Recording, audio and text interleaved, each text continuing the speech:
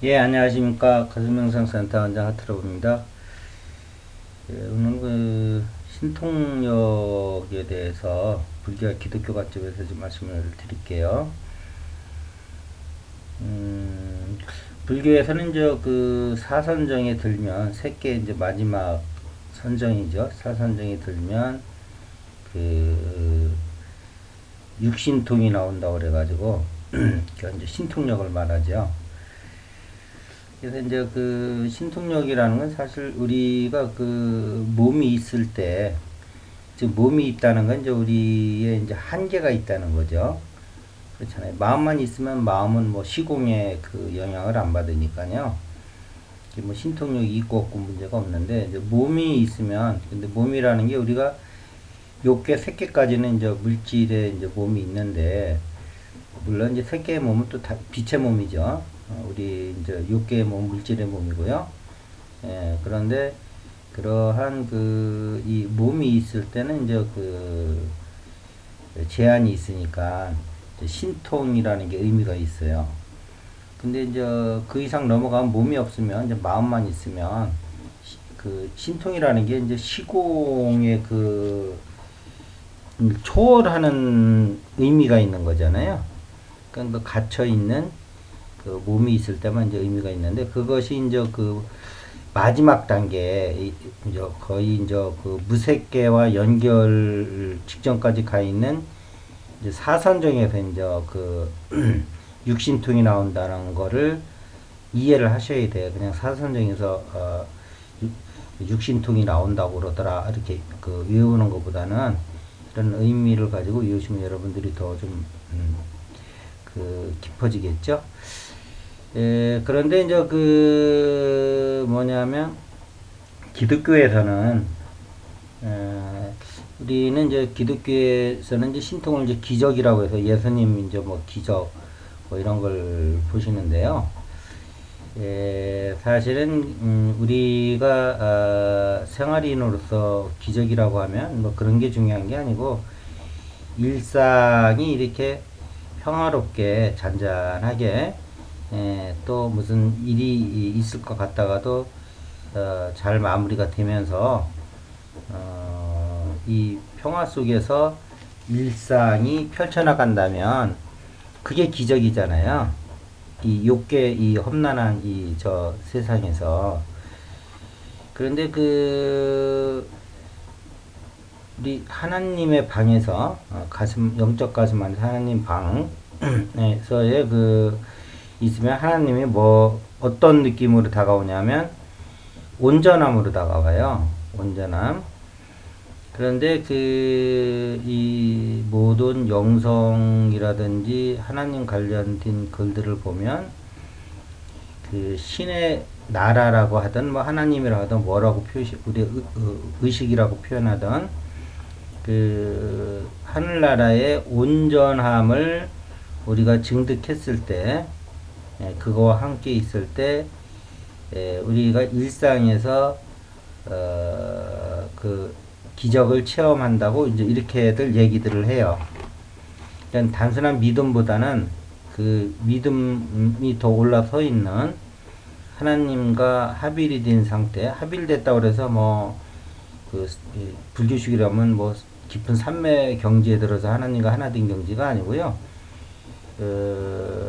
근접 삼매 정도, 이렇게 우리가 표면 의식 속에서 생각이 있는 속에서도 늘상 하나님과 하나가 되어서 하나님의 온전함을 우리가 구현해낼 수 있으면, 이제 거기서부터 우리가 일상이 평화롭고 잔잔하게 흘러간다는 거예요. 그 진동수에 의해서. 그렇게 되면 이미 그거는 우리 인간의 에고를 넘어서는 진동계로 들어간 거거든요. 우리가 이제 불교 얘기를 빌리면, 이제 인간 세계에서 이제 가장 큰 게 이제 탐진치잖아요. 삼도. 근데 탐진치라고 그러는 게 근원을 보면 우리가 뭔가 부족하다고 느끼기 때문에 욕심이 생기는 거잖아요. 근데 우리가 그 하나님이라는 게 또 이제 그 영성적 언어로 바꾸면 기독교적인 언어는 하나님이지만 영성적 언어로 바꾸면 그게 전체성이거든. 그러면 부분성에서는 항상 부족한 거죠. 근데 우리가 전체성을 획득하면 거기에 뭐가 부족하게 있겠어요? 이미 온전함이죠. 그러니까 우리가 하나님을 통해서 온전함을 느낀다는 것을 뭐 그 어떤 그 신앙의 힘으로 알 필요가 없는 거예요. 이론적으로 보더라도 하나님이라는 건 영성적 언어로 보면 전체성인데 전체성 안에는 모든 것이 다 이미 구족이 돼 있는데 그게 이제 우리가 느낄 적에는 온전함으로 느끼는 거죠. 그러면 탄짐치라는 것이 필요 없죠. 부족한 상황이 없으니까 우리 의식 안에 항상 충만함과 평화로움과 여여함이 있는 거죠. 그래서 불교에서는 그 이제 그 육신통이 나오는 사선정을 뭐라 그러냐면 집중과 평정심 또는 불고불락 뭐 이 정도 한 세 가지로 표현하는데 사실은 세 가지가 같은 거거든요. 이렇게 체험해 보면. 근데 이제 그거를 그 평정심으로 느껴보면 또 평정심으로 느껴지고 불고불락으로 느껴지면 아 이게 불고불락이다 하고 또 그런가 보면 그 집중된 형태고요. 그래서 사실은 그 하나의 얼굴의 세 가지 면이거든요. 그게. 그런데 이제 그 하나님에서 느껴지는 전체성에서 느껴지는 영성적 표현을 하면 전체성으로 표현되는 그 온전함은 그러면 불교의 평정심하고 어떻게 다르냐? 두 군데서 다 이제 이렇게 그 신통이 나온다고 그러는데 그 불교의 그 평정심은 좀 깊은 좀 수직 개념에서 보면 좀 깊이로 좀 느껴지고요. 그 기독교의 하나님의 온전함, 전체성의 온전함은 좀 넓이로 느껴져요. 상대적인 거죠, 사실은.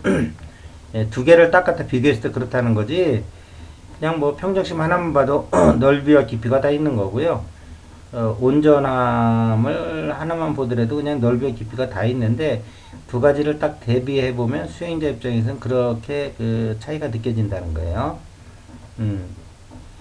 그래서 우리가 뭐 수행을 해서 뭐 전sek을 알고 뭐 육신통 뭐 이렇게 그걸 뭐 한다고 해서 무슨 의미가 있겠어요. 또 부처님도 그걸 그렇게 뭐 권장하지도 않은 상황인데 단지 우리가 일상에서 그 수행을 지속해 나갈 수 있을 정도의 일상이 그 무난함과 무탈함과 평온 속에서 흘러가면서 내 의식도 온전하면서 머물면서 그 일상에서 아름다움이 구현되고 일상에서 축복이 느껴지면 매일매일이 그게 기적이죠. 이 욕계에서 그런 일이 벌어진다는 게 욕계는 욕계의 일이 벌어져야지 맞는 거잖아요. 탐진치가 그분은 그러면 벌써 이 사람은 이제 그 색계로 올라가 있는 거거든요. 의식은.